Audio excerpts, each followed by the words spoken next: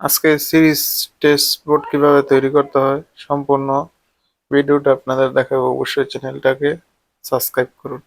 দুইটা হোল্ডার নিলাম, একটা সিরিজের একটা প্যারালালের, দুইটা সুইচ, একটা সিরিজ প্যারালালের, একটা দুইটা সকেট, সিরিজ প্যারালালের, একটা কাট আউট নিলাম। এই যে একটা কাঠের বোর্ড নিলাম আর একটা এবোনাইট বোর্ড নিলাম। এটা আমি কিনে নিয়ে আসছি দোকান থেকে, নবাবপুর থেকে কিনে নেওয়া হয়েছে। এই যে আপনার এটা দেখতেছেন, এটা হচ্ছে ফেস কানেকশন দিলাম কাট আউটের একটা থেকে আউট হয়ে চলে যাবে সুইচে, সুইচ আরেকটা থেকে কমন হয়ে আরেক সুইচে চলে যাবে। তারপর আরেকটা প্যারালালের সকেট যেটা ওইটাতে চলে যাবে কমন হয়ে।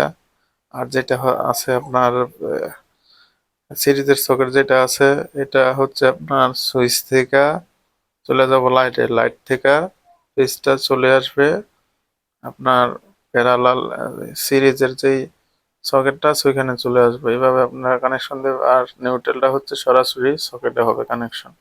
এভাবে আপনার সিরিজের সকেটটা কানেকশন দেবেন। এই যে কাট আউটটা আমি কানেকশন দিলাম, এখানে আমি তারটা লাগা নিলাম, আগের থেকে কাট আউটটা বাইদা নিলাম, এখানে চেক দিতেছি সবকিছু ঠিক আছে নাকি। কাট আউটটা লাইন চলে আসছে এখানে টেস্টার দিয়ে, যে টেস্টার দিয়ে আমি চেক দিছি, লাইন এখানে চলে আসছে।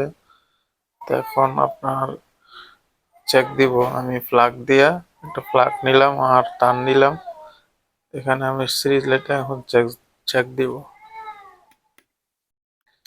এই যে সিরিজ লাইনটা চেক দিলাম, সম্পূর্ণ ঠিক আছে, সম্পূর্ণ ওকে আছে।